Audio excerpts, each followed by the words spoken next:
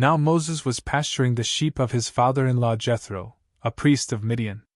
And when he had driven the flock into the interior of the desert, he came to the mountain of God, Horeb.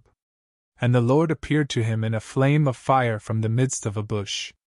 And he saw that the bush was burning and was not burnt. Therefore Moses said, I will go and see this great sight, why the bush is not burnt. Then the Lord, discerning that he proceeded on to see it, called to him from the midst of the bush, and he said, Moses, Moses. And he responded, Here I am. And he said, Lest you should approach here, remove the shoes from your feet. For the place on which you stand is holy ground. And he said, I am the God of your father, the God of Abraham, the God of Isaac, and the God of Jacob. Moses hid his face, for he dared not look directly at God. And the Lord said to him, I have seen the affliction of my people in Egypt, and I have heard their outcry because of the harshness of those who are over the works. And knowing their sorrow, I have descended in order to free them from the hands of the Egyptians, and to lead them from that land into a good and spacious land, into a land which flows with milk and honey, to the places of the Canaanite, and Hittite, and Amorite, and Perizzite, and Hivite, and Jebusite. And so, the outcry of the sons of Israel has come to me. And I have seen their affliction, with which they are oppressed by the Egyptians. But come, and I will send you to Pharaoh, so that you may lead my people, the sons of Israel, out of Egypt. And Moses said to God, Who am I that I should go to Pharaoh and that I should lead the sons of Israel out of Egypt? And he said to him, I will be with you. And you will have this as a sign that I have sent you.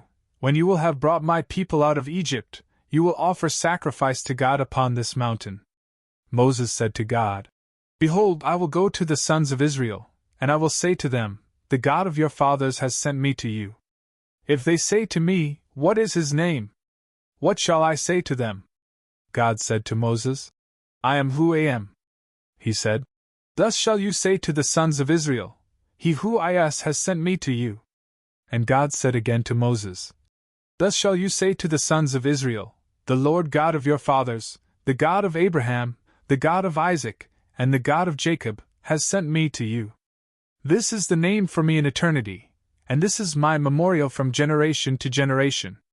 Go and gather together the elders of Israel, and you shall say to them, The Lord God of your fathers, the God of Abraham, the God of Isaac, and the God of Jacob, has appeared to me, saying, When visiting, I have visited you, and I have seen all that has befallen you in Egypt.